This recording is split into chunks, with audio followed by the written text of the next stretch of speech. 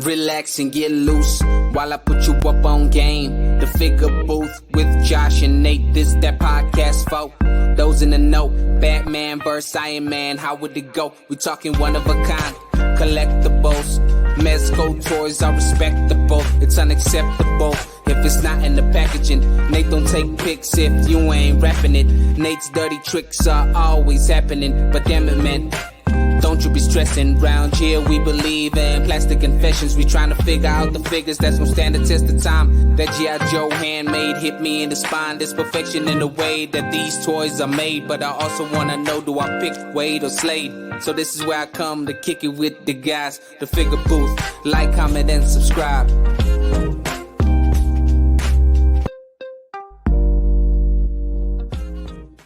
Hello, and welcome. You've made it to the Figure Booth channel here where we talk about the modern day collector and the ups and downs that they face. We go over pre-orders, we share our weekly hauls known as Plastic Confessions, and we do interviews with those in the toy community.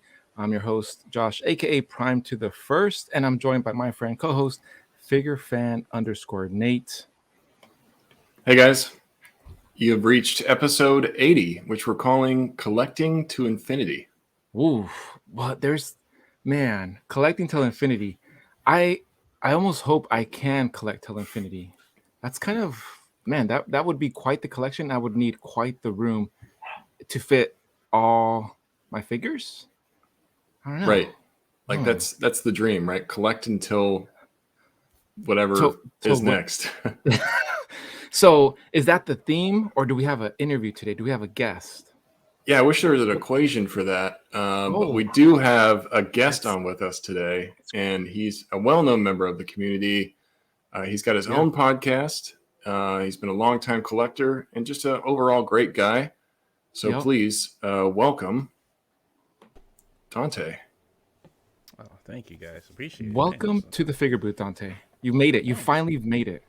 I made it, you know. It's great to have you on. You're too excited. I'm going to send you back to the green room. I'll bring you back in, and I want you to come down and be like one of those contestants that when you get called on Price is Right and just start high-fiving everybody, keep your shirt on, but that's just like no.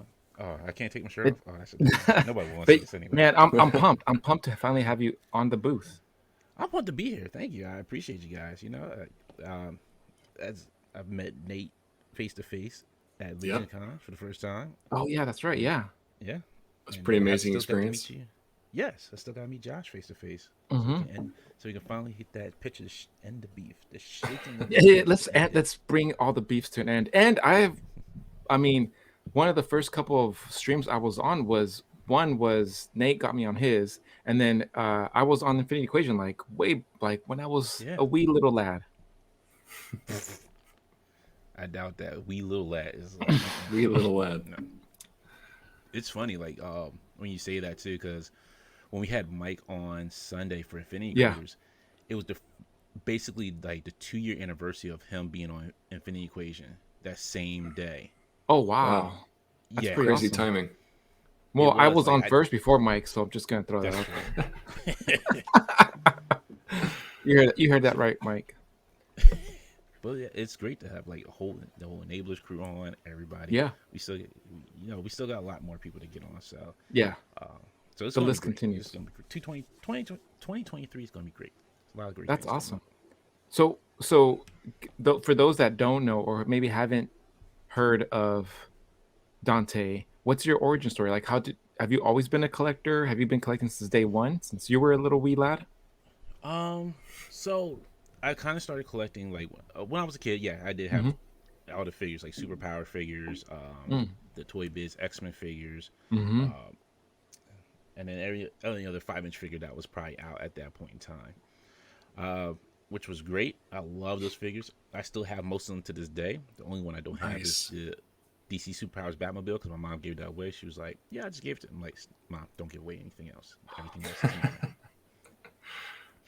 That's impressive, though. I mean, that's a trauma story right there. When your parents give away your stuff, we'll have an episode dedicated to that. Share your trauma story. Where's all my toys? Oh, I gave those away. You don't need them anymore. No, you don't know what was in there. But the fact that you had you still have almost a fully complete Superpowers collection. Not so much now. I have like the Hall of Justice. I still have my capture lines from Voltron. Those were like the biggest 2 play sets I had as a kid. Nice. That's awesome. I think I still got my Turtle Blimp, the original Turtle Blimp somewhere. Oh, nice. Nice. I can't remember. Okay, so with those toys that you've hanged on to since you were a kid, what's the goal with that for you? Just for me. Just for you? Yeah, it basically kind of reminds me more of like my childhood, like having that fun, Okay. like what having those toys meant, like who gave them to me. Okay. My grandmother passed away back in, let's say like it's been more than that. It's like 4 years ago. And so those toys that she got me. Right. So there's still memories of that. There's memories Oh, of yeah. toys that my mom gave me as Right. well. So those hold sentimental value to me, not just as something to play with, but they hold sentimental value for me because For sure. those are toys that I've gotten from family that's not here anymore. Yeah. But it also reminds me of that fun time, as I said, as well as like being a kid, just like making up stories, like random stories for each figure, even if they didn't fit in the line. Just having that figure in that story. Yeah. Yeah. No, for sure. And the only reason I asked was because same thing. Like I think a lot of us fit in that boat where the nostalgia and the sentimental value of like, oh, I remember, when my mom took me to the store or my grandma took me here or whoever that family member was. 'Cause a lot of times it's those special memories, right? But then after a while, like I fell into this boat where I was like, I can't wait to have my son, and then I'll pass him down my collection. And then I did that, and then he was like breaking them left and right, or the figures were just like so brittle, and I was like, yeah, you can't play with this because now it's a collector's item. Now I'll get you your own toys. Like that was the first. I think I had like a mini panic attack. I gave my son like some of my old Thundercats, and he was just like blam blam blam, and I was like, oh my god, you just bent the sword, like you just chipped the paint, like forget it. Yeah. So that's I always like to find out like is your intention like to pass it on to your kids and then what my oldest he was just like for a while he went through this phase where he's like yeah I'm not interested in it and I'm like really I acquired this amazing collection for you and now you don't want to do it. All right, cool. It's going through his cool guy phase. He was he was he's back in the collecting phase now, so oh nice. So see there you go. I kind of like your oldest, like that's how I kind of feel too, like it was something I had through like school, all through school. Yeah. Because I'm like, and I'm not gonna sit here and lie. Like I was one of those kids who got picked on. I was like, all right, whatever. Who didn't get picked on? We all got picked on. I did a lot of the picking on too. Like, I got picked on, and then I turned around and started picking on people. That doesn't surprise me, Prime. Picking on others, right? I had to start the beef. Like, come on. Yeah, come on now. I didn't. I really didn't pick on anybody. Like I've had like the friends I made were the kids who got picked on. Like. As well. I can't see you picking on anybody, Dante. Like you're too nice. I try not to. Yeah, you try not to be too nice. Look, people say I'm too nice, and I'm just like, you're just getting the, like my wife says, like you're getting the podcast energy me. Yeah. But when I'm home, it's just chill. Like it's introvert me. Like everything's shut off. I'm good. Yeah. You can disconnect and be totally fine. Yeah. Exactly. I feel the same way. Yeah, it's like I can have like Simpsons on in the background while I'm like doing something, just like or have some random music on. Just like, I'm cool, I'm chill. But yeah, that was most of the school, and then like after I graduated, I still collected. Yeah. But it was basically like the it was weird because I passed on all Toy Biz figures that were coming out. So we're saying like this is the early 2000s that we're talking about. Yeah. So I was collecting DC Direct figures. Oh, okay. Yeah. So I was in love with them. I was like, oh man, I got these great figures. Like, yo, they got the movies from the Superman, Batman movie figures. Like, oh, this is great. Yep. Then I stopped. I was like, all right, it's time to just stop. And that's when I got more into gaming because gaming started taking over my life. I was like, all right, now I can play online with friends. I'm like, this is fun. Yeah. Then like around, I want to say like 2010. I found like John Connor and Boog Nice's videos, and they kind of started getting me back into collecting. I was like, yo, like this is great. Like, yo, I need these. Like, these figures look awesome. Like, toys look great now. Yeah. So went to Comic-Con. Just had money and just started buying up figures like to fill up a collection. Yeah. I was getting characters that I thought was like I would be cool to have. I'm like, all right, I'll take this and this and this. And then it's funny, like the first Comic-Con I went to, I met John Connor there. Uh-huh. Oh wow.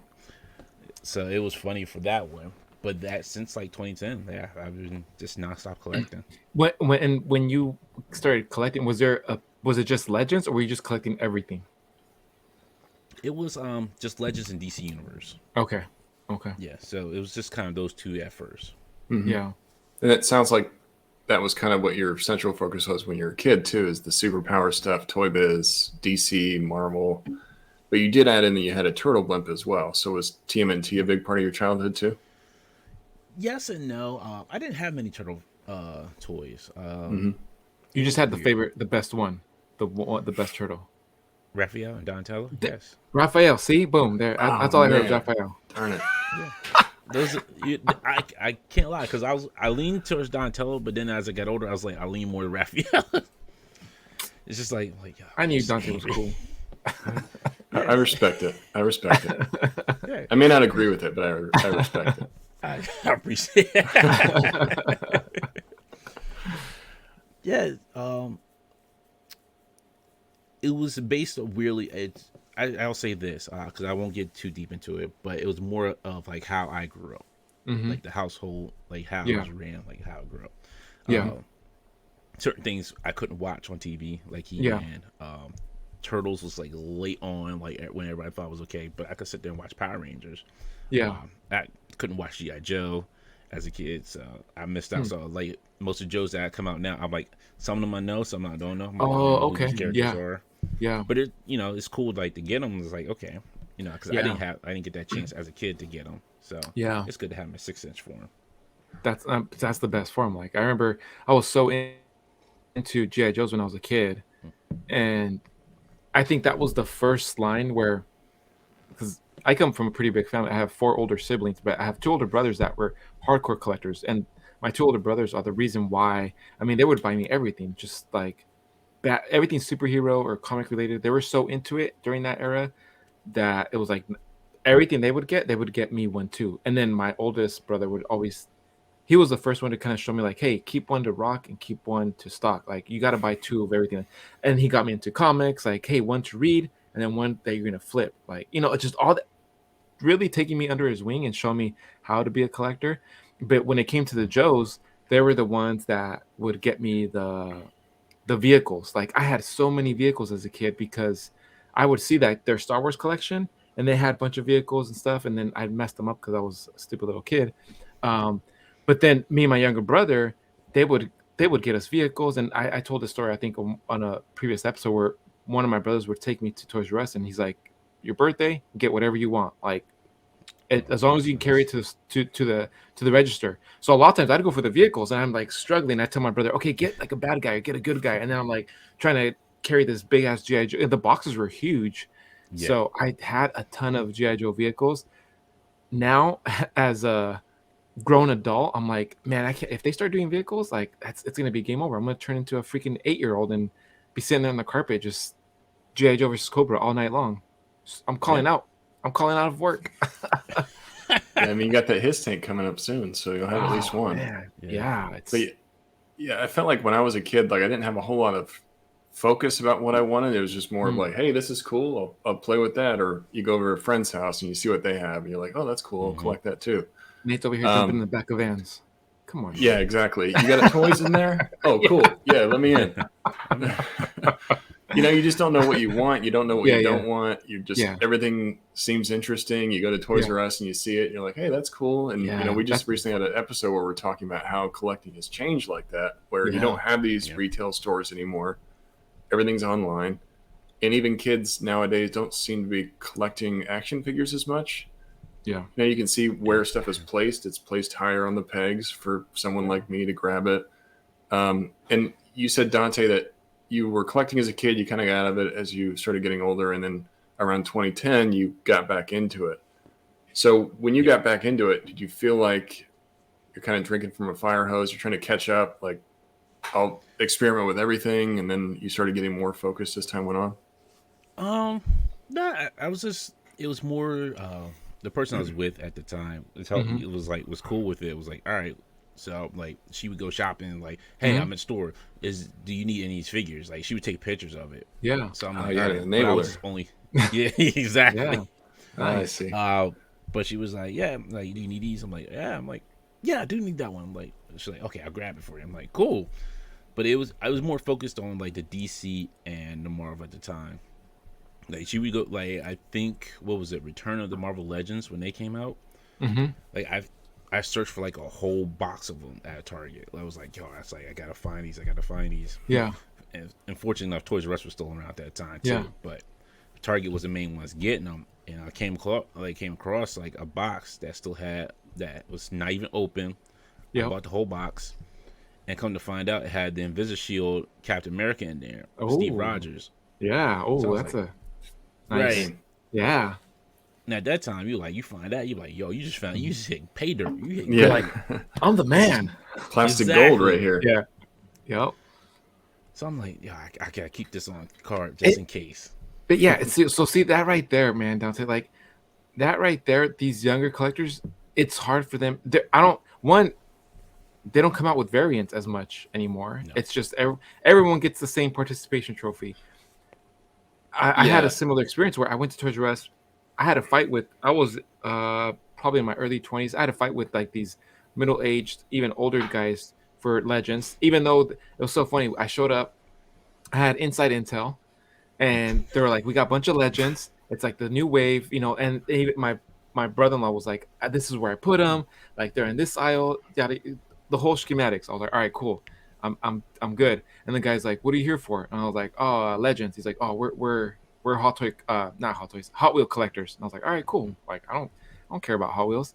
So the doors open and the manager's like, guys, and it was like 4 of us. He's like, no running, guys. And I was like, I'm not gonna, like, these guys are hella old. Me being a 20-year-old, I'm like, I'm not gonna. If they run, I'll sprint down the aisle. As soon as we started going down these aisles, like the one guy looked at me and I was like, are these guys like fast walk? So next thing you know, we're booking it. Like there's 4 of us booking it. And I'm like, I thought you guys were going for Hot Wheels.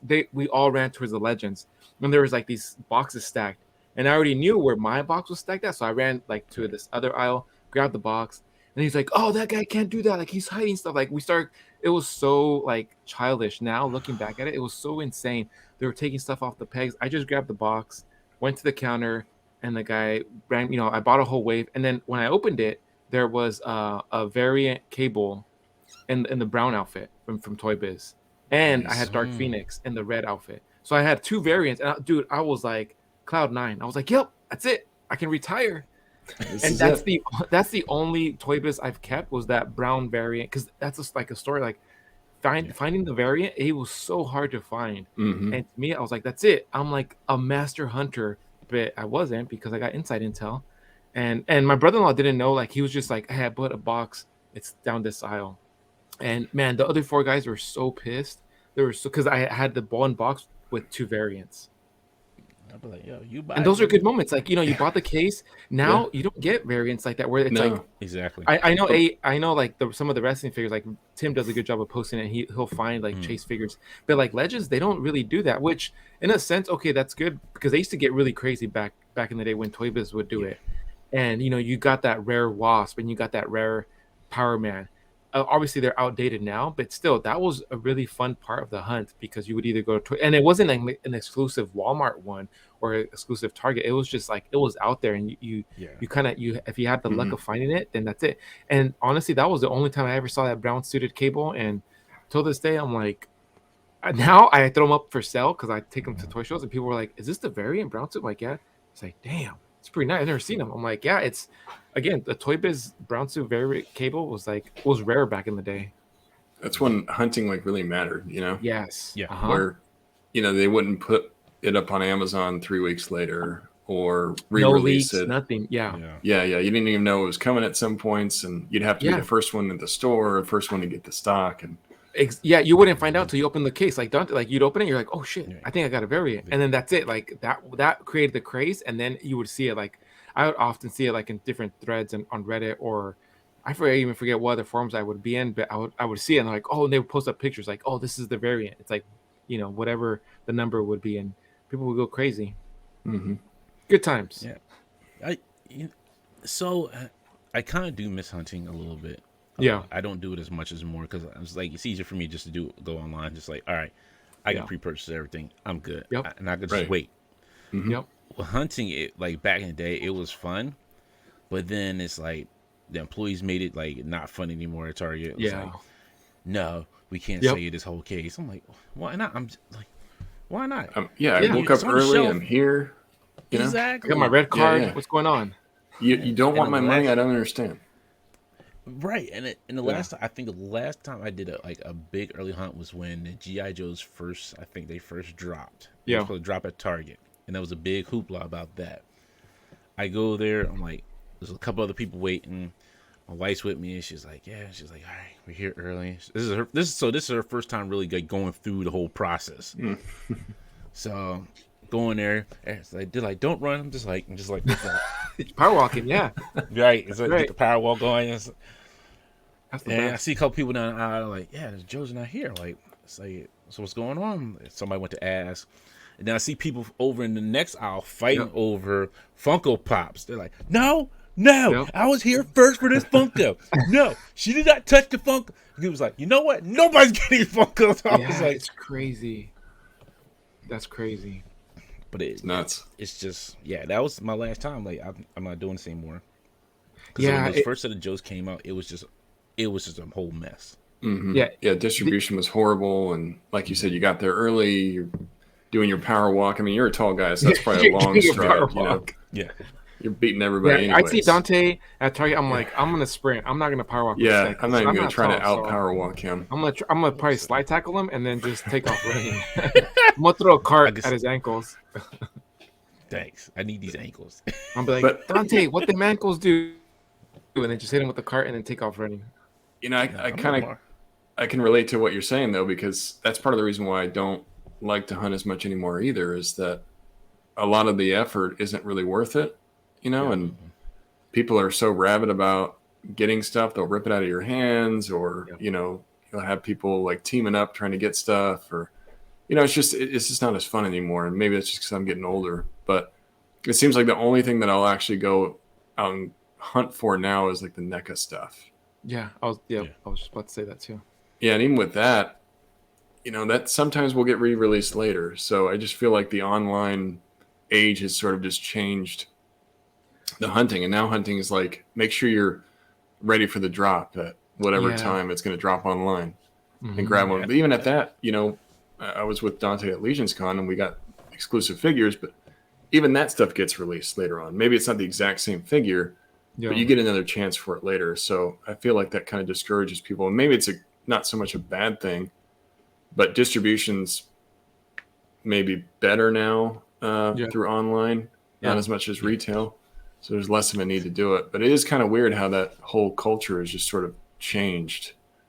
And there's still diehards out there that still collect and still do the hunting. But stuff like G.I. Joe, I feel like distribution's getting better on that. Do you see that around your area?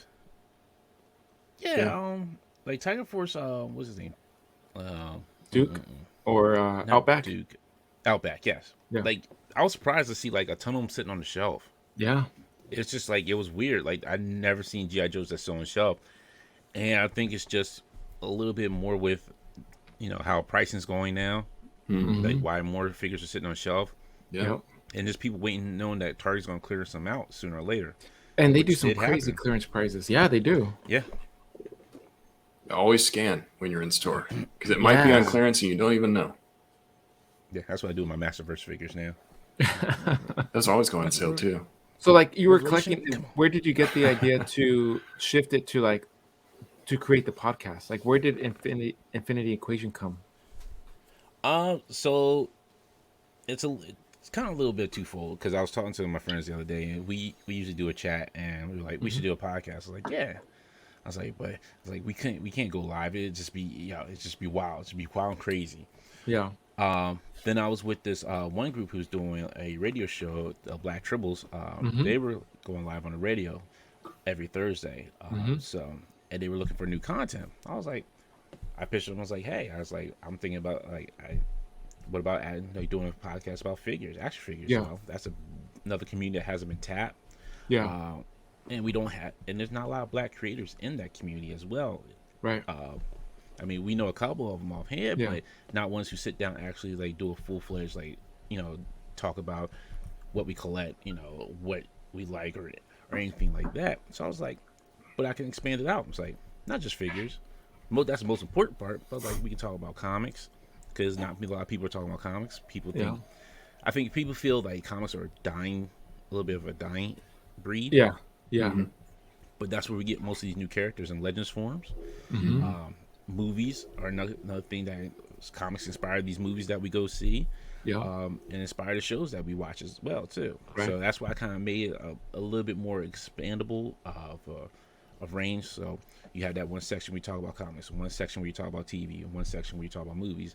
But most importantly, it's about the action figures. Yeah, because that's the most things that we can collect and have at home, which we pose up, take photography of, you know, make accessories, 3D print accessories for, create dioramas for. So it spans it a whole lot on a different level, which makes it like if somebody's new to it, like, oh wow, you do this with this collection, like yeah, this is what you do. right. This is what a lot of us do. Some people have them on the shelf and just leave them there. Some people just like, hey, I'm gonna pose them up like my favorite scene in my favorite comic book. Mm-hmm. Yeah. Mm-hmm. And I think it's good that you guys do cover other things other than just the figures, even though, that's kind of the central focus. There's a lot of competition in that realm, as far as at least now. I know it's been a lot since the last 3 years. We've seen more and more and more. And you guys started back in 2020. So I think around the time you started, there wasn't a whole lot of people really doing that. But I think it's good that you expand into different categories like the comics and the TV, just so you have sort of, hey, we're not going to focus all on action figures in this show. We're going to focus on a couple other things. Then we'll get there. I'm a big movie buff as well. So I like hearing that side of it. I try to put that into the figure booth every once in a while. We'll talk about a movie or just make it part of our live or something. Because it's fun for me. So I enjoy that kind of stuff. And I think your audience probably does too. We're not just all action figure collectors. That's all we do. There's a lot more to that. And what you said about comics, it feels like maybe I don't collect a whole lot, so I'm not as experienced discussing this, but maybe the individual issues aren't as sought after anymore, but the trades still do pretty well, Yeah. Yeah. Yeah, it's weird with that. If it's an independent company, like I shouldn't say independent. Well, if it is an independent company, or if it's like maybe not Marvel or DC, yeah, you see the issues more kind of sought after because it's like, oh, this happened in this last issue, and it's something brand new to people that they may not have been exposed to. So, like for example, Radiant Black. I tell everybody about that. I'm like, it's like Power Rangers, but with a whole different story. But it's a great story.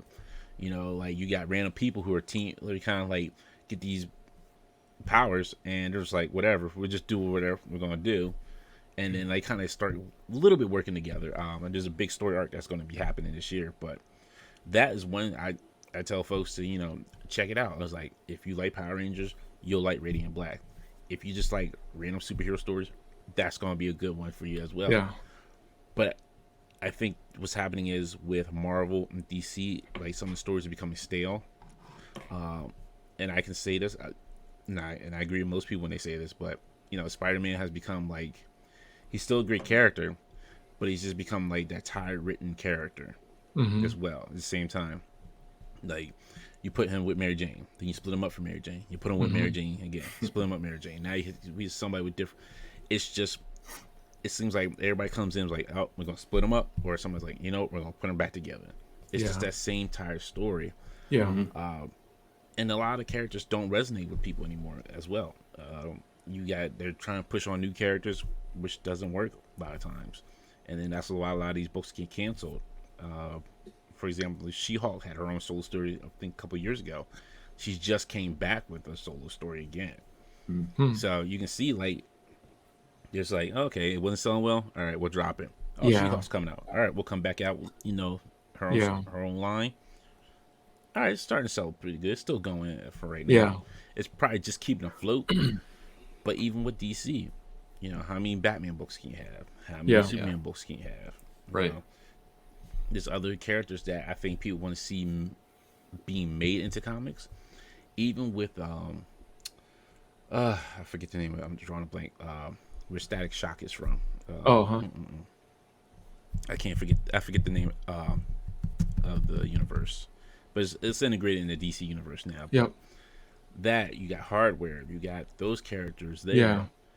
that are pretty well written, but a lot of people don't know that those books are out there as well. Yeah. So it's something that if you don't know somebody who reads comics, you're not going to know about it unless somebody turns you on. It's like you're not a big book reader and be like, hey, I'm looking for something, with this, in this genre. I'm like, hey, I got a book for you.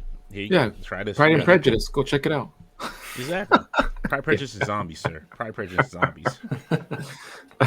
But I mean, you make some good points. Is that I feel like with comics in general, I would like to see some more characters, some newer characters, because I mean, how many stories can you write about Batman? How long is this guy going to live? Yeah. Exactly. How long is Spider-Man going to live? That kind of stuff. And I love those characters, but it would be cool to see some new ideas getting thrown out there. And I feel the same way with movies, is that you see a lot of the same stuff being made over and over again. And I get it. It's a big investment from those companies' perspective, but I feel like in the 80s and 90s, creativity was going crazy, Yeah. Both with comics and movies, and you saw all this new stuff happening. That's where we get a lot of these characters that we are so in love with right now. And I don't know really why that's going away. Maybe it's all a money thing, or maybe to your point, Dante, there's just less investment from people wanting to have that diversity. But we all scream that we'd like to see it, and then we don't invest the money into it. You gotta show that you're willing to spend the money in order for that stuff to get created. Otherwise, it just never happens, and we're all just trying to get the bigger, better deal. I want this at a better cost, but that's not how stuff gets funded. So I feel like it's a double-edged sword sometimes. It is, like, in that case in point too, like, since the pandemic, like movies have been like struggling, really struggling, because people are not going back to movies like they used to, because now everything's on a streaming service. Right? That really kind of killed the movie industry as well too. But that's a good point. For those who remember, like back in the 70s, let's say 70s, 60s, 70s, 80s, you had Roger Corman, who was busting out movies on end, just like, hey, here's I want you to direct this movie, whatever, make changes, or you're within a certain budget. For those movie buffs who do know who Roger Corman is, please go check it out if you don't know him. But he was letting people make movies. Like, they had a catalog full of movies. Like, there was nonstop, like, B movies, but some were good, some of them were bad. Like, just some of them you just could sit there and laugh at. And I think since that time, the movie industry wants to say, hey, we want to make our money back on some of these. We just can't be willy-nilly with some of these movies like they were during that time, like in the 90s and and in the early 2000s. It's like, you just can't make a movie and see like, okay, this flop. We'll try and make part 2 again, see what happens. No, you either make money that first time around, or there's no second movie to it. That's it. True. Yeah, it really takes that investment both from people to watch it, and also those companies get behind that idea. Like, okay, we're willing to spend a little bit here to make this a success. And sometimes we see it, sometimes we don't.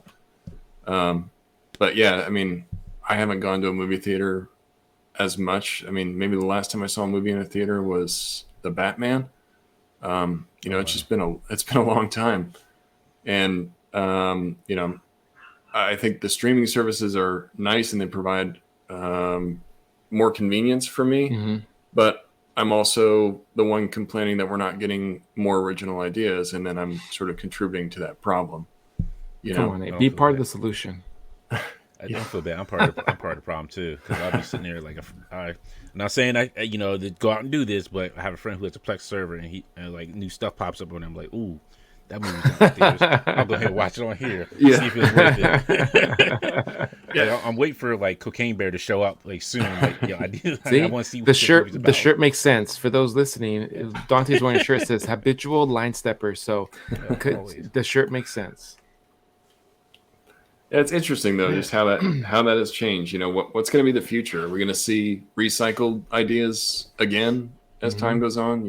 Hopefully we get more original stuff, but it'd be nice to. That's how you get more action figures too. you see a lot of the same stuff being made again and again and again. And not that I'm complaining, but it would be cool to see some more original ideas happening, like we saw in the 80s and the 90s and things like that. So I'm sorry, real quick. If you Yeah, I think know. about it, look how time. If we look in the past, it always repeats itself, no matter what happens. Like you have the certain surge of certain things, and then it dies off, and then maybe 10 years later, surge comes back. Certain thing comes back. It's like, oh, it's back in style. Like, how long do you think it'll be before, like you say, like pagers are back in style? Everything comes back It's true. for some weird reason. Don't know why. It just looks cool, but it's always redesigned.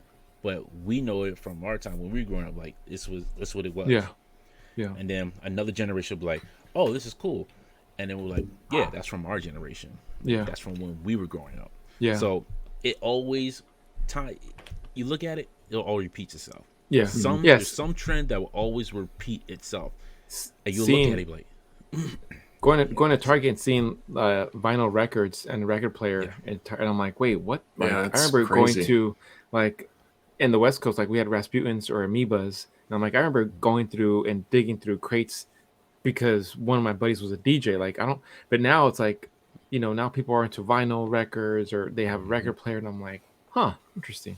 I got one right behind me too. See, I bought. Well, it used to be my grandfather's, and then I bought the G.I. Joe record when it went out. So, Oh, nice. But see, So yeah, it's it's cool. just- Like I go down Target, I'm like, oh, they got like vinyl records now. I'm like, okay, coming back. but look how expensive they are too. Yeah. So Yeah. they were cheaply made back in the day, but look how expensive they are now because like Yeah, you 'cause- get only a few people make them. Yep. Yeah. That's a good point too. Is cost plays a big role into it, and everything is more expensive now. Oh, look at Legends. Yeah, Legends. Almost $30, Exactly. and you got a set of hands. That's it. Does that have you like I know you're a big Legends guy. Do you, when you see these prices, do you think to yourself like maybe I shouldn't collect Legends as much? Like, how do you stay focused in what you're collecting and not get derailed and getting into other stuff, or keeping the collection going? I think Joe Exotic said it best. I've never financially recovered from this. It's hard. It really is. Like Legends is like mainly my collection. Just like my DC Universe is mainly my collection. But then it's like I'll see something that may complement that line, like one of those two lines. I'm like, ooh, like yo, if I get that Mezco Conan, I could have my Savage Avengers. I was like, ooh, if I get this Mythic Legion Troll, then I could have some Ice Trolls that fight Thor. I'm like, oh, like it starts branching off, and it becomes more wilder and wilder. It's like, and then like I have a friend who does like build Gundam kits. He's like, he got me back into that. And he's like, yeah, this kit. I was like, wow, that kit looks really great. I was like, yeah, I think I'm gonna go get me a kit now. Like, Nice. So I'm sitting there asking him now questions like, yo, if I get this kit, what do you think? Like, well, I can find it for you cheaper. Like, cool. But yeah, it branches off into so much. And with Legends and the pricing, I say this, anything Spider-Man, I'm a sucker for. So I'm not going to sit here and lie. I'm a sucker for Spider-Man figures. Yeah. Depending on some of the characters, like this latest wave that got released today, I'm a sucker for them. Like, they don't have a lot of accessories, but I'm still a sucker for it. I gotta have Spider-Man. Like, it's like that fix. Like, I need that Spider-Man fix, and that's just me. There are people I've seen who can just buy bad plastic. Not gonna do that with MCU figures, honestly. I'm not a big MCU fan, so that doesn't really cut into my wallet too much. But with Legends, it depends on the character. Some of the characters, there's characters I did pass on. I'm just like, I really don't need that one.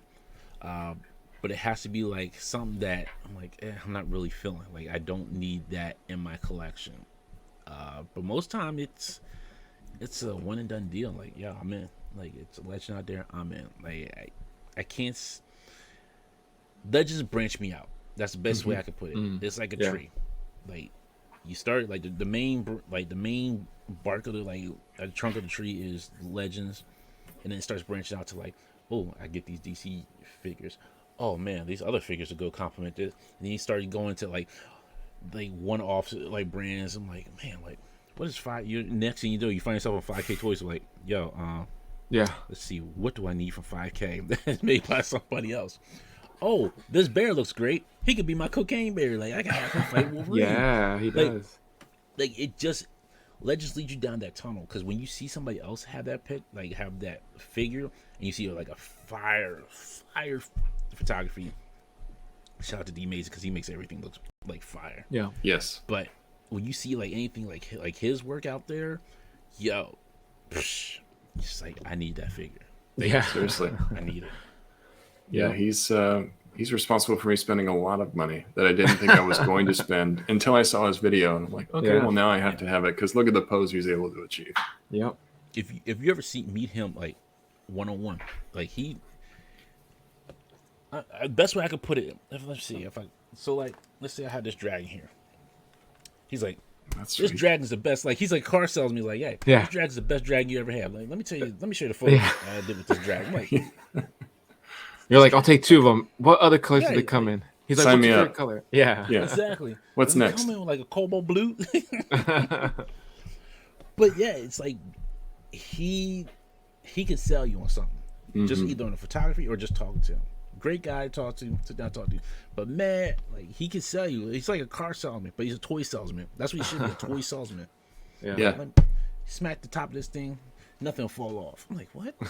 All right, I'm in at this point. I'm in.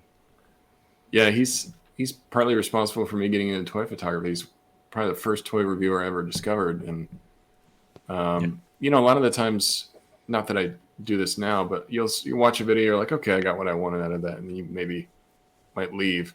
But with his, I'd always wait until the end, because the end is what my favorite part was. You know, what is he going to do for a toy photography aspect? And you know, just when you hear him talk, he's very neutral about what he likes, what he doesn't like. If you don't like it, that's for you. But I'm just telling you, I like it. You know, and he's not afraid to call out the issues that a figure has. But to your point, like you know, just watching him handle a figure, or you know, what he's able to do with it from a photography perspective really has sold me a lot on a lot of figures I didn't think I was going to have. So shout out to D. You know, my wallet doesn't appreciate you, but my collection does. That dragon you're showing us, what was that? Toddy Mac? This one from Dungeons and Dragons. Oh, okay. Oh, nice. And here I thought Dante was a Toddy Mac supporter. Is that like 2 figures? Is that McFarlane or what? I don't even know. This is the Hasbro one. Hasbro, okay. And this is the wings are, you know, the wings move back and forth. The legs move back and forth. I wish there was more articulation in the legs itself. That kind of would have made it better. Yeah. And the tail itself. Like if it was like a bendy tail, this would have been great. Yeah, that looks like a cool dragon. Yeah, it's a great looking dragon. The design on it. I mean, but when I look at it now, like in person, it's like, man, this could have been like a $20 or $30 dragon that could have sit in the shelf at Target. Yeah. And I could have waited to discount it down, because it really doesn't have too much like movement to it. Yeah, wings are great. Like you see, like it's covering like my face. Yeah, great wingspan. It's cool that you're willing to take the risk and just check it out, though. You know, because some people might wait until it goes to clearance to pick it up. That's not really supporting the line as much, you know. Right. Yeah, you got sometimes you just take the risk. Sometimes I bite the bullet on certain things. Like I think people when I got the Berserker suits, people did not. People were like really thinking like, is this a great figure? I'm like, this figure is freaking amazing. Like Berserker has to come out with more, and they listened and they did. And I thank you, Berserker, if you're listening to Berserker Studios here. You're A1 in my book. Yeah, that figure was fire. Yeah, going back to the podcast, I know you do lives every Friday at 8 p.m. Eastern, right? And if anybody listening have not discovered Infinity Equation, check out the link in our bio and go give them a subscribe. Make sure you hit the notification bell so you don't miss when they go live. Great show. Always appreciate the perspective you guys give, and I think another thing that I really like about your show is that you do the Infinity Equation creators. So recently you had High School Creations on, and with that you have, you have Steph, Detour, and then D Blake's right on there with you. Yes. And you're going to do that every once a month now. Yes, so it's first Sunday of every month, and I wanted to bring it back because there's a lot of great creators out there, and I thought it'd be good. It'd be a good time, like 2023, would be like, it's time to go back and bring that back as a show, just to show off the creators that are out there that may not be getting that light like as others are, and I thought what a great way to do that is bring on Steph, Detour Customs, and Damien from D Blake's Makes, because they're creators. Yep. They're 3D printing. Yep. We can try to give you as best information that we can on 3D printing and making stuff, but we'll also bring on guests who are doing it in a different area, like making diodes. I'm trying to think with Mike doing his Kickstarter for his Wall XDs. Something that shows that you can create no matter who you are, where you are. If you want to get the tools and do it yourself, there's nothing stopping you. Right. That inspires me because I usually use Sharpies and hey, I can create anything, right? Yeah. He's got to have the passion for it. But you're a creator as well, right? You do 3D printing. Yes. Actually, so I haven't shown this to anybody yet, but me and Damien are working on. I don't know if anybody's ever. Have you guys ever played Marvel Snap? Yes. So great. Nate here. I thought the idea to come up with the Marvel Snap frame. That is awesome. So if you want to have your figure in there, like on that frame, you can have it on there. And then what's going to happen is I'm going to put back here a little slot. So if you have the cutout that you want to use, you can put it in the back of there and they have the figure in front of it. So that's genius, man. Snap card. Yeah, and as you see, cool. they'll have the power. The power and then the energy cost as well too up in there. So, and this is just one that I tested with Wolverine, and this is Deep Blade. That looks really that looks really cool. That's really I love dope. that. Thank you. That's really cool. That's a great idea too. Which reveal, you guys, you're welcome. I know. If you like it, exclusive reveal. Come on, Yes. spread the love. No, that's freaking awesome. Yeah, really cool idea. And you did the I want to say you did a throne recently for Kang, right? Yes. Yeah, I got. Always got that. Always keep that Kang. Look at that. Oh dang! You painted it up too. No, so Brian Gallo actually painted these up for me. Okay. He did the sanding and painting for me. I teamed up with him because I can't paint. I can't paint a saint in my life. Let's get some Sharpies, man. If it was only that easy. Don't do that. You know what's funny? I have an airbrush kit too, and I haven't used it yet. So that's the funny part about it. That looks awesome. He brought the details in it. I just printed up with the details, but he brought it out in it with the paint. So we'll be doing a second round of these soon. But yeah, these came out. Those are cool. They came out really great. Thank you. Yeah, it looks really cool. I saw Dante doing a live one time. He was fixing his LCD on his printer. And I was giving him so much shit throughout the whole thing. I felt almost a little bad because I was like, "What are you doing? Come on, just kick it." And he was like, "Prime, shut the hell up! I'm trying to do something." After a while, I was like, "I need to stop because I'm just." Look, when you're taking out 20 to 70 screws out of a tray, you'll vat. You'll say I understand how you felt now. Yeah, I know. Yeah, he was taking out all these screws. I'm like, "What are you doing?" Well, no, don't do that. I was like, I was setting off the chat, and then I think at one point Mario jumped in, or I might have messaged Mario. I'm like, "Hey, Dante's doing something with the printer. Let's give him a bunch of shit just to distract him." And he's like, "Game, let's go." And so that was pretty funny. It was pretty funny. I was about to bring the Stand Studio back into life, and now I'm just fall apart. How did you get into 3D printing? What made you want to start checking that out? I want to say back in 2011. I forget what magazine I had got. I think it was Wired. Mm-hmm. It was talking about 3D printing itself. At the time, MakerBot was like kind of like the best of the best out that time.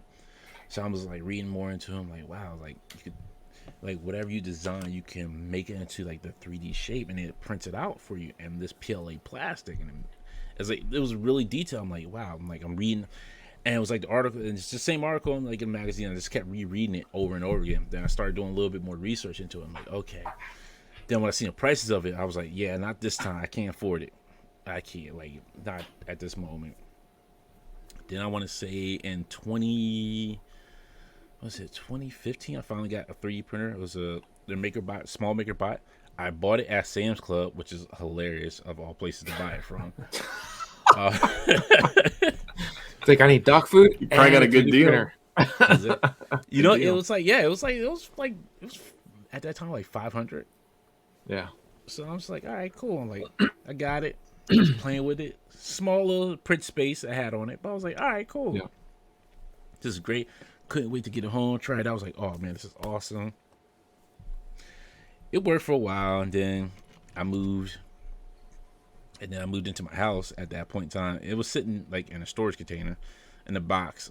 And then it started acting up. I traded that bad boy in. Got a Robo 3D printer. That one kind of worked for a while. Then that died on me. I was like, you know what? It's got to be something else. I was like, oh, resin printers. So I was like, okay, I'll try these out. Bought a cheap one off of Amazon for, I think, like it was like $150 or $200. Filled with that. I was like, yeah, this is much better. This is easy. Nice. I don't have too many issues with this. Yeah. So, and now it's grown to, what's that? I have 4 resin printers now. Nice. What's the brand that you really like that you've gravitated to? Oh, Elegoo. Elegoo is awesome. Yeah. Yeah, their customer service is hands down the best. I had an issue with the Saturn 2, the LCD screen. Yeah. Sent them a picture, emailed them. Yeah. I was like, don't worry, we'll send you another LCD screen. They're like, we got you. Like, what? Awesome. Wow. That's awesome. Yeah. Yeah, see, normally all a my company would be like, printers- oh yeah, that'll be $100 for a new screen. We'll send it to you though. Yeah. All my printers are Anycubic. I got 2 FDM printers and then 3 resin printers. They're all Anycubic. Yes. Yo, resin printers are the best, but they're the hardest ones to clean up. Ugh, it's a pain. I'm a messy person, so I'm like, I don't do too much resin. I'd rather do the FDM just because it's easier. But you know, each I guess whatever concept or idea or goal that you have in mind, there's an outlet for it. It makes sense. Certain things to print in FDM, makes sense to print other things in resin. So. Oh yeah, definitely. Yeah. I like the resin because you can, like, with something like this, I can just flex it. Yep. Yeah. And not have to worry about it breaking. Yeah. But it's just like FDM is sometimes just like you got to dial it. You got to dial it in just right. Yeah. And like, you know, you can print some stuff like this pretty like there's some really strong material out there that like one of my friends he printed up like some crazy ass hooks, and I'm like, you put your kids on there and just hook them up on the hooks and just see ya. Yeah, because they got I think they started like MakerBot, since they're going I think more industrial. You can do like carbon fiber printing now with them. Yeah. Wow. Which is crazy. Next thing you know, it's adamantium printing. Some authentic print the whole Iron Man outfit. Oh yeah, the claws or just the Iron Man outfit. Forget that. Fuse that animanium into my bone. Yeah, fuse it to myself. Dante wants adamantium resin, so you just inject it into his. Yeah, do you have like an injector or something? That's right. Like, just go ahead and shoot it. You shot off a sword. Is that something you printed recently? I think you posted it on your Instagram.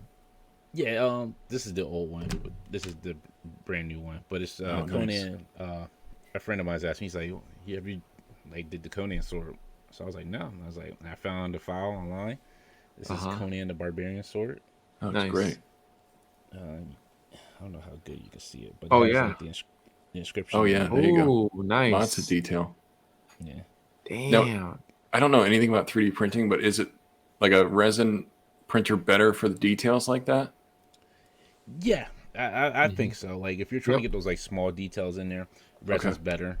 Because you get more of a clearer look on it. Like this Wolverine head from Diamond Art. Like you get a better. Oh yeah.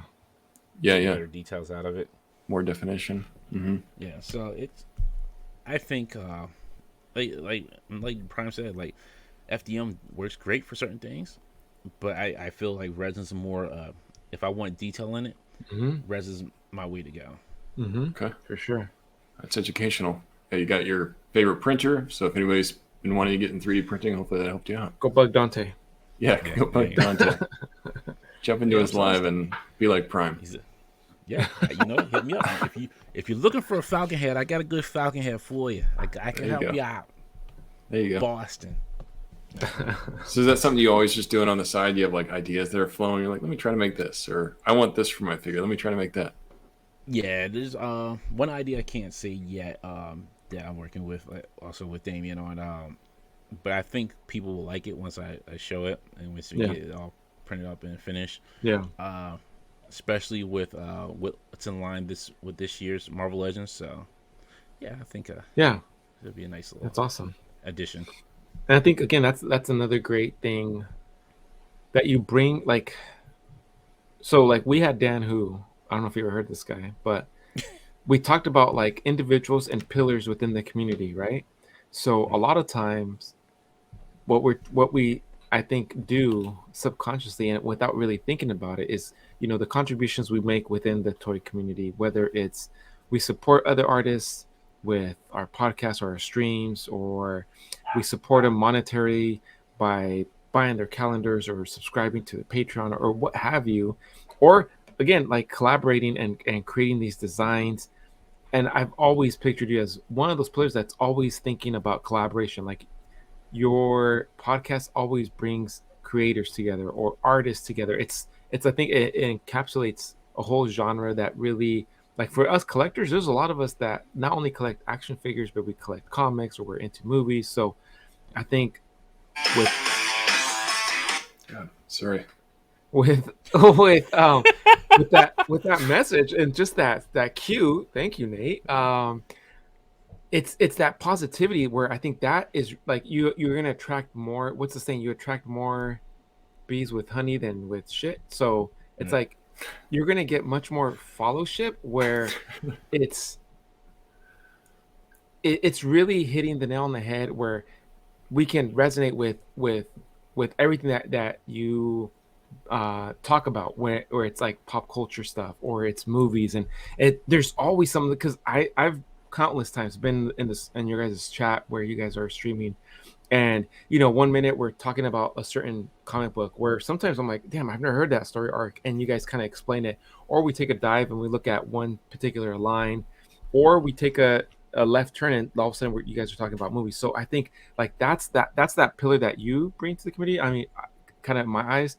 And now with bringing these creators, like that conversation you guys had with Mike, and you guys were talking about 3D printing, and you shared with him like the flexibility and stuff and gave him that recipe, and just the whole conversation about 3D printing. I think a lot of us collectors, eventually we come to a bridge where a lot of us want to dabble in 3D printing, but we don't know who to ask. We don't know what resources to turn to or who to trust. Because really, like you go to YouTube, there's a bunch of pages, but if you don't have like a community to belong to, and I think each of us, we have that own community that we build, that our audience trusts us. So I know there's a lot of people that trust your judgment, your call. You're like, hey Dante, what do you think? You think I should get this 3D printer, or you think I should stay away from it? I think that's really what you bring to the table. You bring in that genuine, like, hey, I want to guide you in the right direction, so this way you can print cool stuff too. Yeah, always.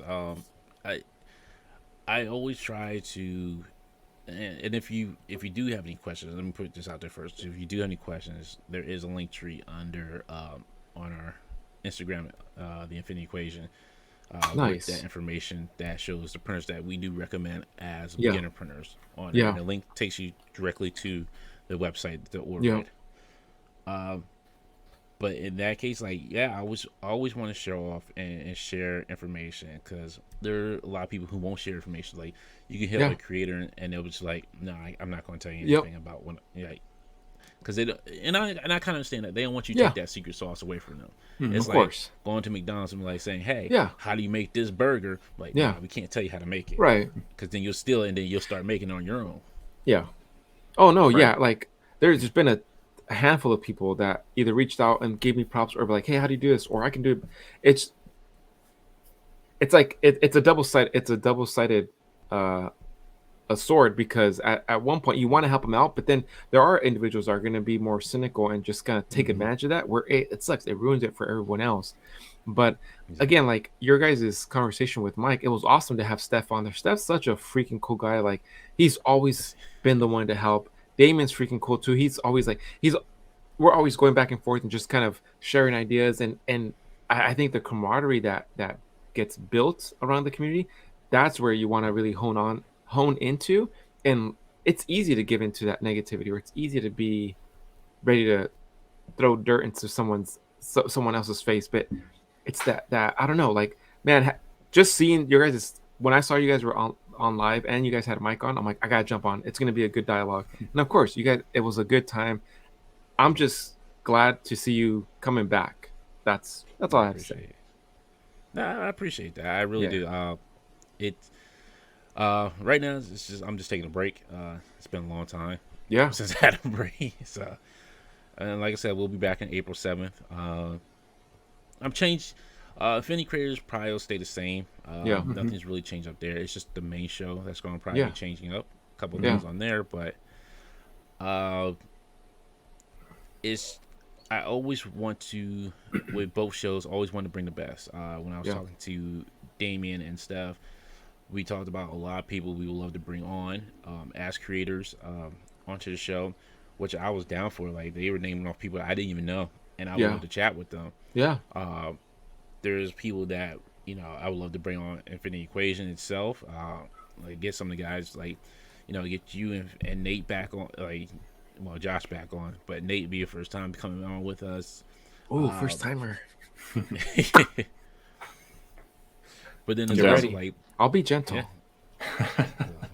No, it's awesome. It got me excited, but we've talked about that here too, where it's good to just pause, take a break, get perspective, get insight, get hindsight, and just look at, like, is your compass pointing you in the right direction? Do the stars align? Or are you going in the right direction? Does everything make sense? Or are you just finding yourself getting caught up, you know, being busy just for the sake of being busy? And it's okay to pump the brakes and tell yourself, like, hey, you know what? Let me make sure my blueprint is, you know, is making sense. Is everything going according to plan? So I always applaud those that have that awareness and are able to pump the brakes and just take a step back.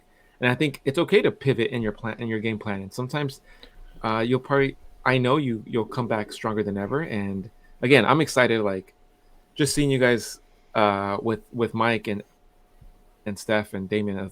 I was like, that chat had me going, and it freaking, I don't know, it does something to your day where you're like, you're pumped, you had a good, and I had to step away for a quick second. I came back and you guys had ended it, and I was like, and I was about to send you I'm like, I'm like, I was ready to keep on going. I had just finished whatever I had to finish. I was like, these guys let me down. But no, it's awesome. Again, like, that to me, it's like, that's something awesome, and keep it coming. Definitely. I definitely will. One of the reasons, like, I kind of thought about it when I wanted to come back was I didn't want to do a disservice to Mike. Not having, like, booking him as a guest and not having him on, and just saying, like, I'm done. Yeah. And then I didn't also want to do a disservice to Mark from Gridiron Studios. Like, he was great. Like, he was awesome. Love to have him back on. But I also thought about too, like, we were doing Toys for Tots. Like, we've been doing it almost for like 2 years now. I think it's 2 or 3 years. No, 2 years. Sorry, this will be a third year. So I didn't want, like, also, like, give that up. Yeah. Hopefully there's something else in the works with a little bit more X-Men 97 when that premieres. Like, hopefully, you know, that's something I, you know, we'll probably build off on as well. Just a lot of things that, like, I still haven't done yet. Like, I've done the things that I did not think I was able to do. Right. And I was able to bring the guest on to have people get the answer, you know, ask their questions. And that's what I kind of think of too, is if I, like, have, like, guests on from, like, TV or movie, like, hey, like, this is your chance to answer, you know, ask your questions about this person. Yeah.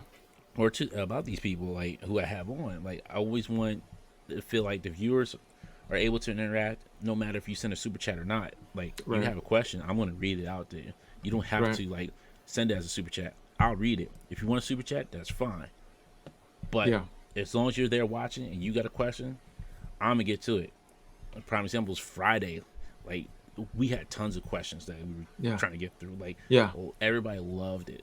Like, and I was just like, wow, like, man, this is great. Yeah. But that's how I always want to be. I want to have the viewers have some, like, be a part of the show just as much as we are as the host of the show. And, you know, have our guests feel like they're welcome. Like, and the viewers have always made all our guests feel welcome, which I love very much. Our viewers are very awesome. Yeah, I love them. They're great. It wouldn't be a show without them, honestly, too. Yeah. But that's good to hear. It's great to have them there, and, you know, and be able to, I guess, they make it lively. Yeah, for sure, they do, and that's awesome and exciting to hear. So hopefully, whether you're listening to this or you're watching this, get excited. Make sure you're subscribed to Infinity Equation, because they're coming back bigger and better, and expect a lot of great things. And if you got beef with Dante, hit him up. Settle the beef. Like, we brought him on. We settled the beef. We're gonna get you ready for the Dirty Dozen, and well, you know, it's again. I don't know. I'm pumped that we finally got you on. I know it's been in the talks for some time, and I think timing was everything. Like, it makes sense now to have you on now. Yeah. And for anybody who's listening and watching, like, my DMs are always open. Like, slide into Dante's DMs. He gave you the green light for it. Everyone you're asking for there. Well, Mario, like, chill, people, Mario. like, chill. It's always I'm always open to talk to everybody. So I will answer any questions that you have as best as I can. But yeah, I'm always available. I may not. Our audience is just kind of let like, you know, you got to be careful with them. That is true. But Instagram has been weird for me, so sometimes I don't get notifications. So please do not hate me if I don't get back to you as soon as possible, because Instagram's been wild up and down for both accounts. So I'm feeling the same thing though. Sometimes I'll get a DM waiting, like a message waiting from somebody that maybe you haven't talked to before. You don't even know it's there. Yep. You know, and then you realize, like, oh crap, I left you hanging for like a week. Sorry about that. Exactly, and I'm like, oh, I'm sorry. Like, first and last time I DM you. Yeah, but we're excited for the future of the podcast. If you guys are listening and you aren't subscribed, please go subscribe. You're missing out on some great content if you're not already checking it out. And be a part of that chat that Dante's talking about. You know, be a part of the conversation. That's what it's all about.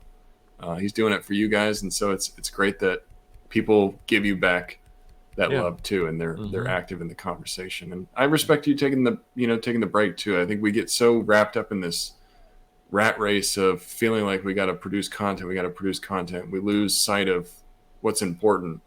And you know, sometimes you got to reset and be like, okay, what, I know somebody is going to love this. What is my why? You know, like, what is it, the reason that I'm doing this? What do I want this to be? So I'm excited for the future. Yeah, please go support him. Yeah, I feel like weird not having a show this Friday too. So.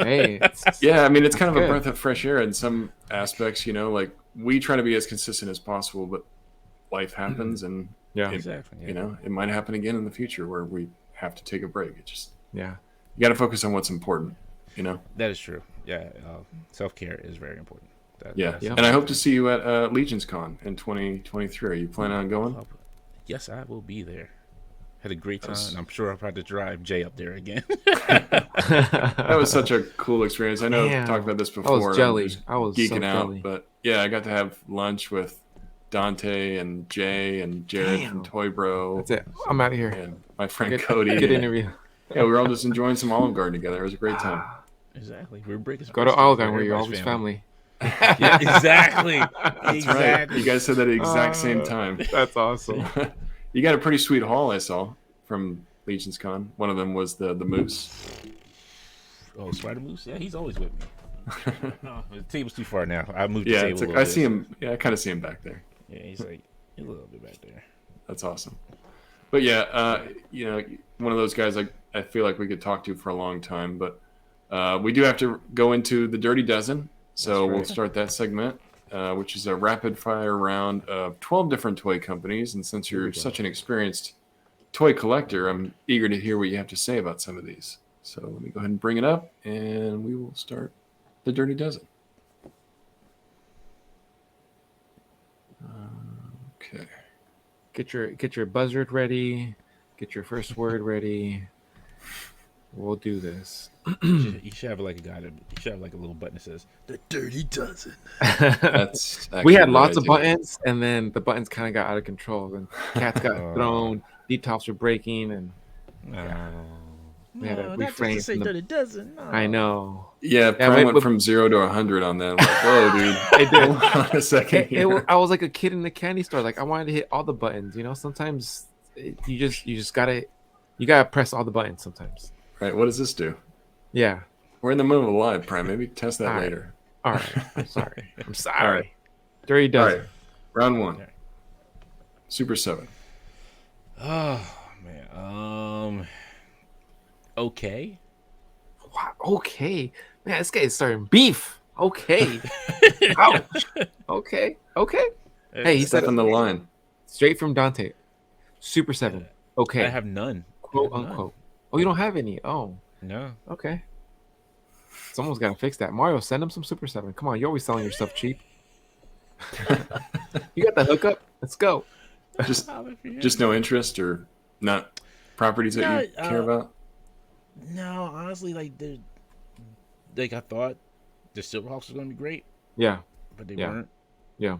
So it's like they really haven't made anything that's like, ooh, that wows me. Like I need to have that. Yeah. Fair enough. All right. Let's see. Marvel Legends. That new hotness. Speaking of the spider wave, Yeah. Yes. Yeah. I mean, call that the red and black wave. There's a lot of red and black in that wave. Mm-hmm. Yeah. I'll call it the Ben Riley wave because that's all it is Ben Riley. That's a That good Ben point. Riley's been growing on me. Like I see the more and more I see pictures of him, I'm like, damn, I kind of like the big bug eyes. Like that's looks dope. The red and black suit's fine. Yeah. That chasm was like I hated that storyline. That dark web storyline was garbage. Oh, yeah. See, I'm not familiar with Chasm, but the I just love like the big eyes and the fact that they're a little bit more protruded out. They're not so flat against the heads. Oh man, I don't know. I love the look. NECA.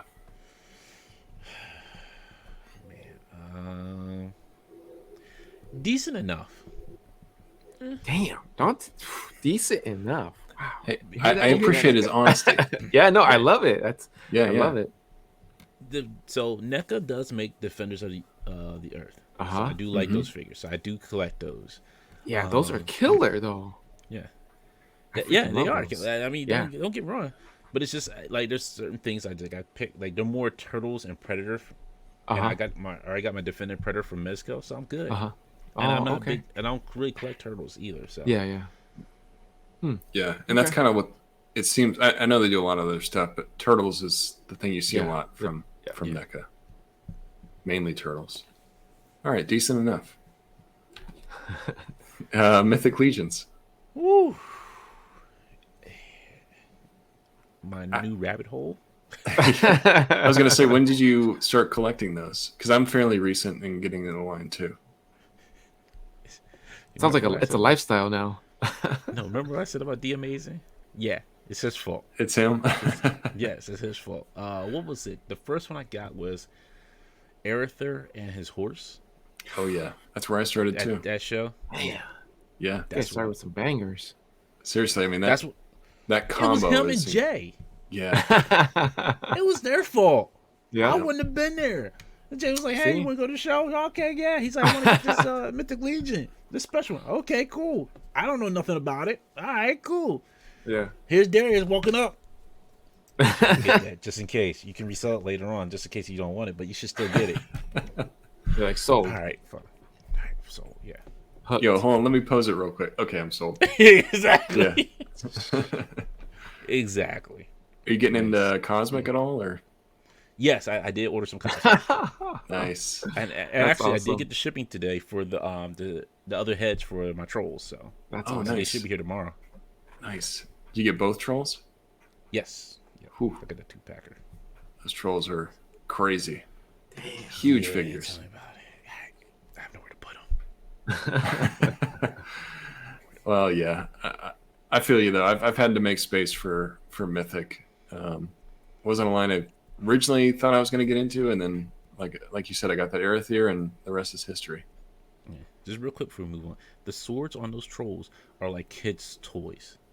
They're literally Huge. the size of a child. Yes. Yeah, like the ice troll, right? He's got a huge sword. Yes. Yeah. What is it? A child's toy? Poke an eye out. I like the new heads for those too. I like how they added in the variety there, because I feel like that's one thing that's missing with trolls.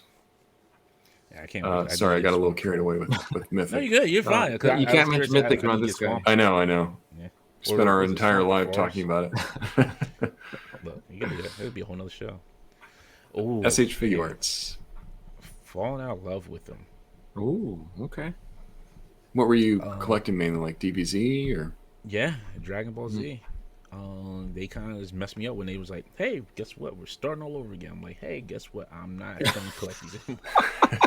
I'm out. There's some stuff that they still like. I'm trying to remember. Was it? Hold on. See, I get confused because I always get confused if it's Figma or SHF. There was the Mega Man. Mm-hmm. I can't. Then there was the Mario Brothers. I can't remember now. They've done Turtles. I didn't get any of the Turtles. Oh, the Hulk. Mm-hmm. The Incredible Hulk. Yep. They did. Mm-hmm.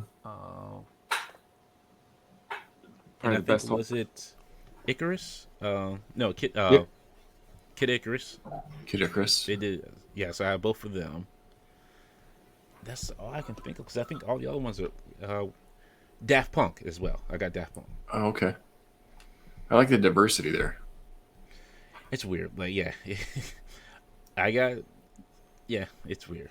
Oh, and Michael Jackson too. Well, I feel like they do a lot of different stuff, and like I picked up the Buzz Lightyear from them, and it's not like a figure I probably would have thought myself I was going to pick up, and then I started seeing pictures. I'm like, I'm going to take a chance, and it ends up being an amazing figure. Yeah. Did you have any issues with like the arms or anything? Because I heard a lot of people were having issues with that figure. No, I mean for me, I've been pretty lucky. No issues with the arms or anything. I mean, maybe the bicep popped off once or twice, but that was probably because I was trying to push it too far. Okay, I was curious because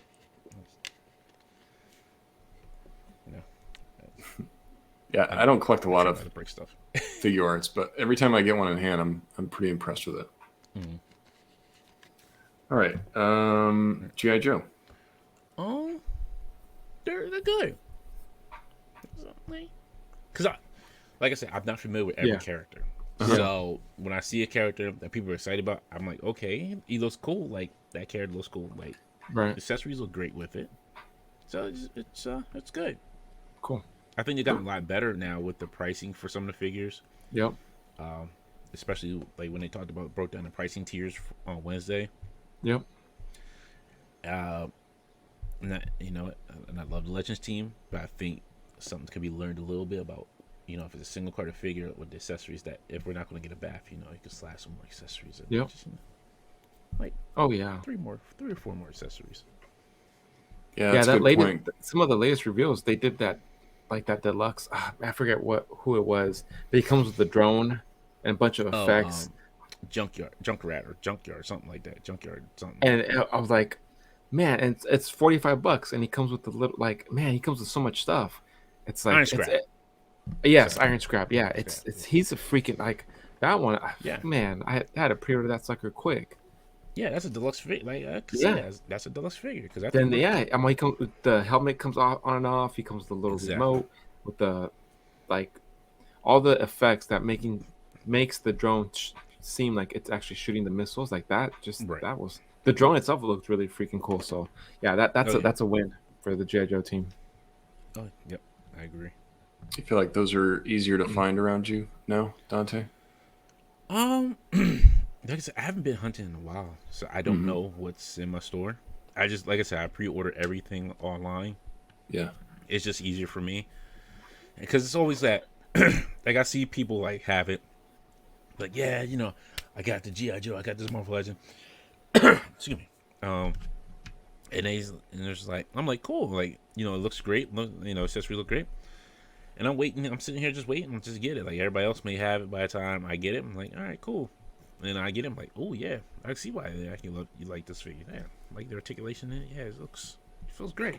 So, yeah. Right. Not really a race to go out and get it. I'll just get it when it comes. Exactly. Sit back and relax.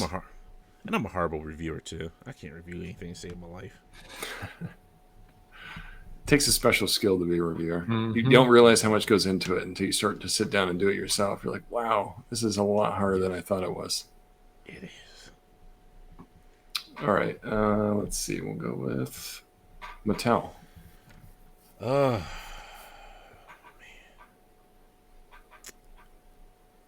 Torn, I would say more on this one. Yeah. I know you see you look for Motu stuff, right? Yeah, I only really collect like their their Revelations figures, and then very few WWE vehicles I buy from them, and that's really it. Like I don't really buy a whole lot of Mattel. Yeah, the vehicles, are you talking about like the ones that kind of fall apart, like you can destroy them? Yeah, like the Slambulance stuff. Yeah. Those. I think some people kind of sleep on those, but those are great for like photography or for building scenes, things like that. Pretty good price point. They are, like, especially if you wait for them to go down in price. Yeah, that clearance price. Get that clearance price. Yeah, a discount. I've been eyeballing a couple of those vehicles for the Pink Skulls. They're just waiting. They definitely work for now. Especially if they're in an ambulance. Yeah. You hanging out. That'd be a crazy picture for you, probably, like them hanging out the ambulance like down the street. Hey, don't be giving away all my ideas. This is why I don't DM you, Dante. Damn. You know what? My man Dom and Chichiara beat you to it anyway. Yeah, he did. I saw they have that big rig coming out too. It's like a semi truck. Yeah. Oh, I missed that. I'm about to go check that out now. I was out looking for NECA and I saw it. I'm like, oh, I might have to pick that up if it goes on clearance. All right, Mezco. Ooh, love hate. Yeah. Couldn't agree more.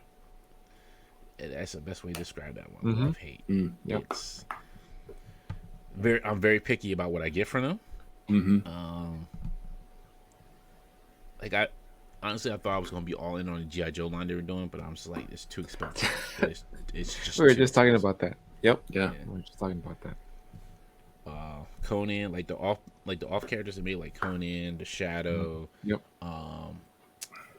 Constantine. Is it Robin? Which is not. Yeah. I'm still waiting for Superman, so we'll see how that goes.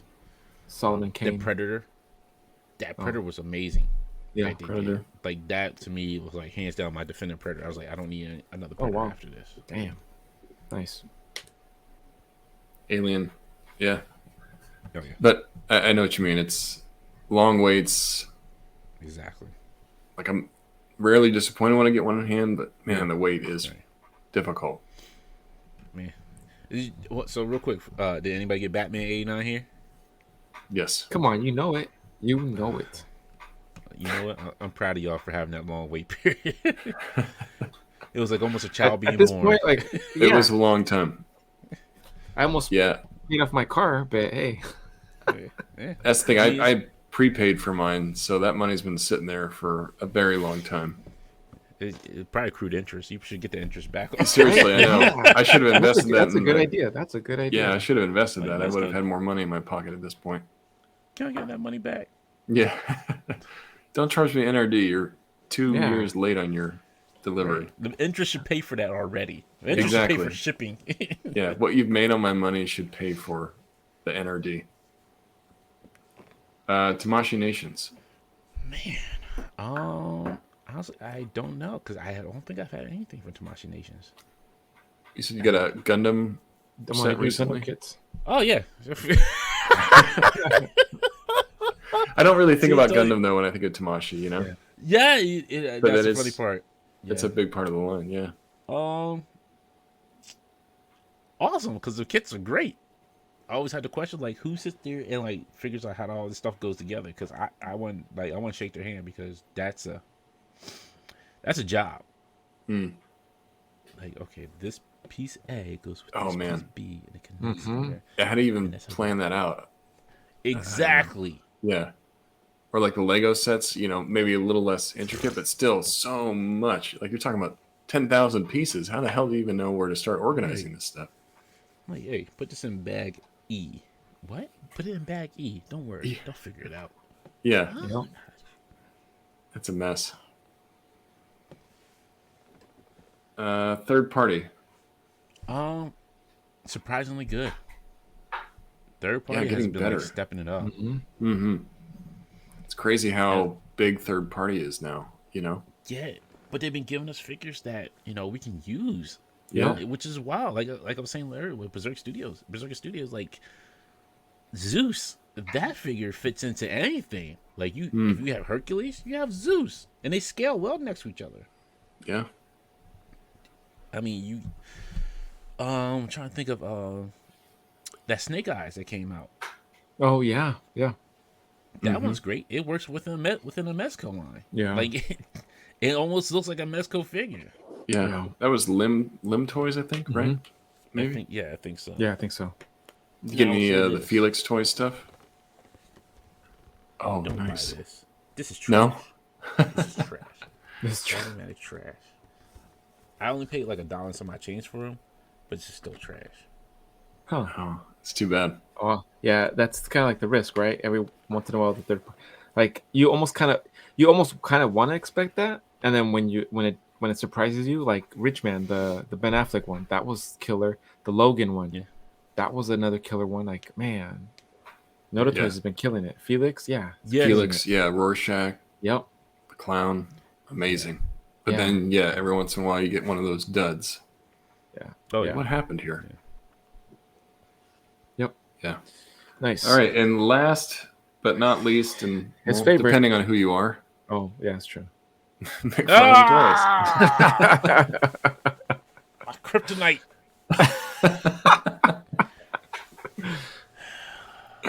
I almost took out Dante.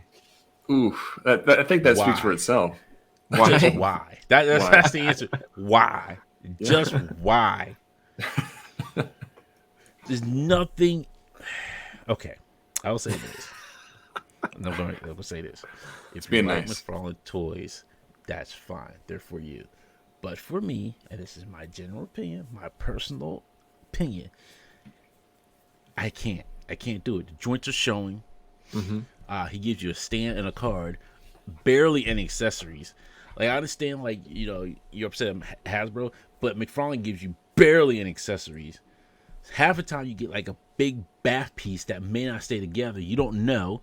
And they're 7-inch figure. Like, they're out of scale with everything else. Robin's the same height as Batman. How is that possible? How is that possible? Like, everybody's in the same scale.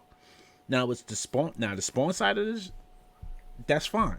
Like the Spawn side, it seems a little more consistent. Like it's there. The Mortal Kombat side was very consistent. Like they actually look decent. It's just that DC side. That's so funny.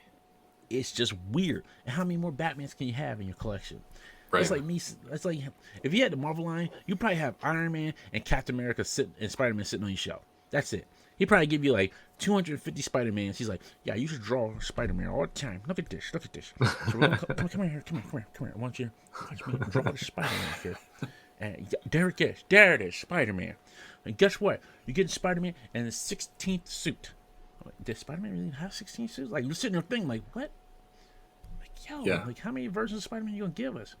Then he gives you artist proofs of the same figure, which is maddening. So, that's my rant and 2 cents on it.